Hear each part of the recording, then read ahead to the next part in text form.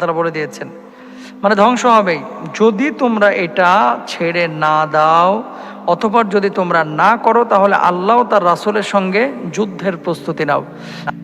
যারা হারাম ভক্ষণ করে, এক নম্বরে হচ্ছে তার কোনো কিছুতে বরকত পাওয়া যায় না।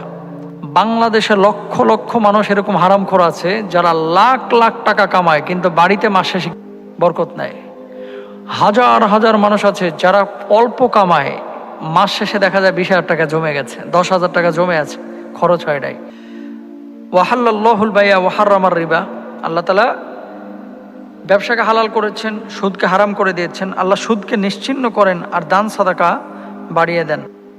দান সাদাকা যদি কেউ করে তাহলে তার সম্পদ আল্লাহ তাআলা বাড়িয়ে দেন। আল্লাহ তাআলা হারাম উপার্জনকারীদের সঙ্গে, যেমন সূরা বাকারা 278 এবং 79 নম্বর আয়াত, মুমিনরা তোমরা আল্লাহকে ভয় করো এবং সুদের যা বকে যদি তোমরা মুমিন হও, ইয়া আইয়ুহাল্লাযীনা আমানুত্তাকুল্লাহা যারু মা বাকিয়া মিনার রিবা, ইন তাআলা বলে দিয়েছেন, মানে ধ্বংস হবেই যদি তোমরা এটা ছেড়ে না দাও, অথবা যদি তোমরা না করো, তাহলে আল্লাহ তার রাসূলের সঙ্গে যুদ্ধের